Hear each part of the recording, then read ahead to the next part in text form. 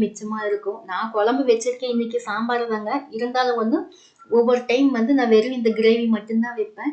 இந்த கிரேவி நான் எப்பெல்லாம் வைப்பேன் அப்படின்னா, நம்மளுக்கு சளி பிடிச்சிருக்குது அப்படின்னா, நான் உடனே இந்த கிரேவி வச்சு தாங்க சாப்பிடுவேன்.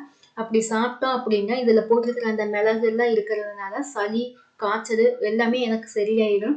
எனக்கு காய்ச்சல்னா நான் இந்த மாதிரி கிரேவி தான் வச்சு சாப்பிடுவேன். இதுக்கு கூட வந்து நான் வந்து சிக்கன் பொடி வந்து ஒரு ஸ்பூன் அளவுக்கு சேர்த்துருக்கேன். அந்த சிக்கன் பொடி ஆப்ஷனல் தான். உங்களுக்கு வேணும்னா வந்து நீங்க சேர்த்துக்கலாம். இல்லைன்னா வேண்டியது இல்லை. பாருங்க நல்லா கிரேவி வந்து இந்த அளவுக்கு வந்துருச்சு. இப்போ வந்து நம்ம அடுப்பு ஆஃப் பண்ணிக்கலாம். கிரேவியை வந்து எடுத்து பார்த்தோம்னாலே வந்து நல்லா குழம்பு மாதிரி இருக்கும். ஆனா கிரேவியும் வந்து திக்கா இருக்கும்.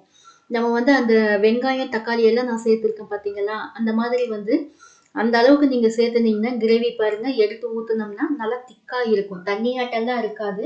கிரேவி நல்லா திக்கா இருக்கும். எல்லாத்துக்குமே நம்ம வந்து